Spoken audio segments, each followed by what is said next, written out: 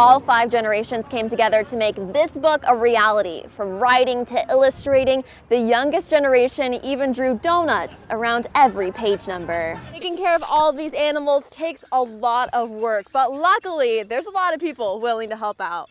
Have a good day. You too. Before the customers are let in and the coffee gets served, Sarah's work with Java Moose actually begins out here on their Instagram.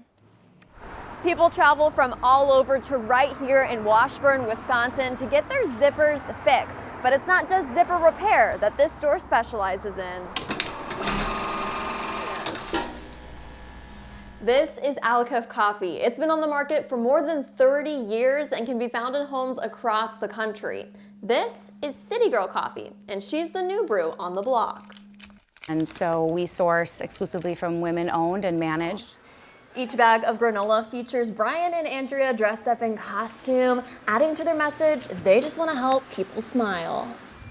Thanks to mutual aid agreements, someone will eventually come, but that increases the wait time. EMS total call times in rural parts of the country are nearly 30% higher than in urban areas. Some contributing factors, more ground to cover and fewer available people.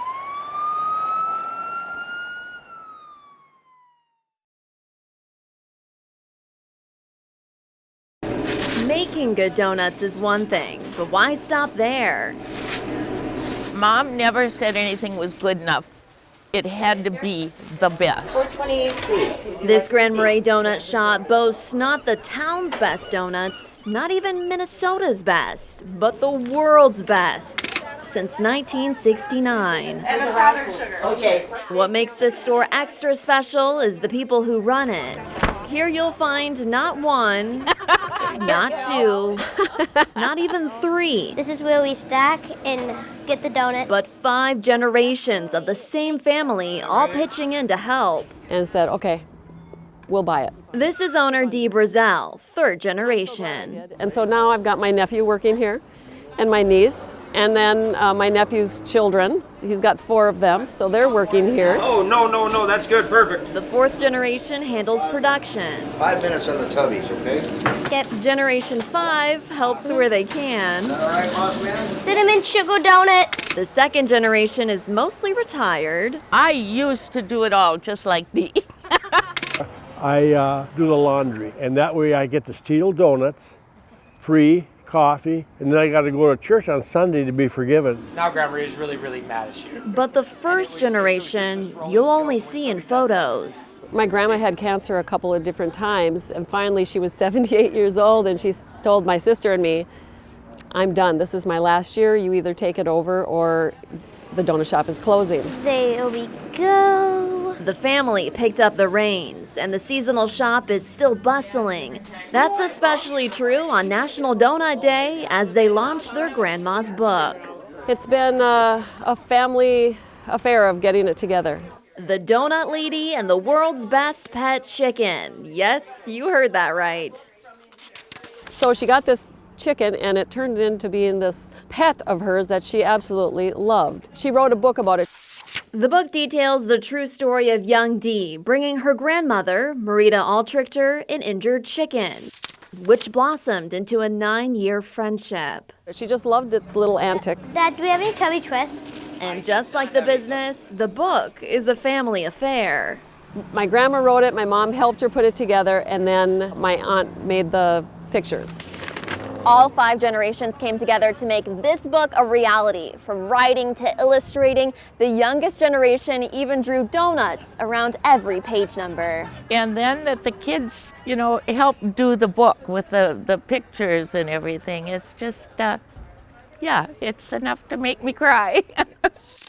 Remembering the poultry playmate, Dee gifted her grandma and the prosperous profession Grandma Rita passed down to Dee. I feel lucky. I'm really lucky that I ended up with this business that means so much to me, that meant so much to my grandma.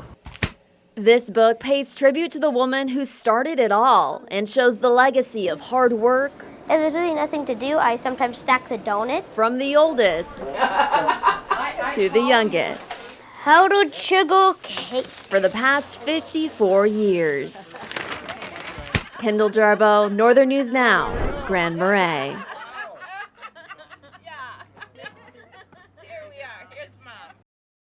When emergency strikes, you call 911 and wait for someone to show up. But how long you wait could mean the difference between life and death. I don't think anyone really thinks that if I call, there's a chance nobody's going to show up, but it's not unrealistic. Waiting is exactly what people in small communities are having to do more of. Cook, Minnesota has a population of 562. Like many emergency medical services in rural America, its ambulance is staffed with volunteers. If that pager goes off, we just can't roll over and we have to go. You know, it's one of our loved ones. Karen Schultz is the interim director of Cook Area Ambulance Service. They have around 20 volunteers, a number not meeting the demand. I mean, there's times in the schedule where we have maybe one person on. There's times in the schedule I don't have anybody on. It's sad. It really is. The town of Marengo, Wisconsin is even smaller, population 392. Their ambulance service has 10 volunteers. When the calls come in, we just hope that there's guys available. Oftentimes our day shifts are left open or uncovered. Sometimes we get the first page doesn't get fulfilled, they page out again. Kurt Blakeman is Marengo Ambulance Services Assistant Director. He's also seen fewer volunteers, but is working with what he's got. Our township has few taxpayers, not very many businesses, and not a lot of revenue coming in. So for us to have a full-time service on our own would be nearly impossible to pay. Cook's volunteer emergency responders get paid $3 to $4 an hour when on call. Marengo pays $1 an hour. Both towns pay more when volunteers get sent out. The reason why people are volunteering isn't for the money. You know, it's something that they feel that I need to help. I feel like I'm needed here. I'm part of this service. Not doing it for the money, but in desperate need of more help. When they can't respond, the pager goes out to neighboring towns. A mutual aid agreement both Schultz and Blakeman's teams use. Thanks to mutual aid agreements, someone will eventually come, but that increases the wait time. EMS total call times in rural parts of the country are nearly 30% higher than in urban areas. Some contributing factors: more ground to cover and fewer available people. I think the biggest thing about rural EMS and what needs to happen is that something needs to happen. Mark Jones, executive director of Minnesota Rural Health Association, says the pandemic sped up healthcare worker retirements during a time when the need is also trending up.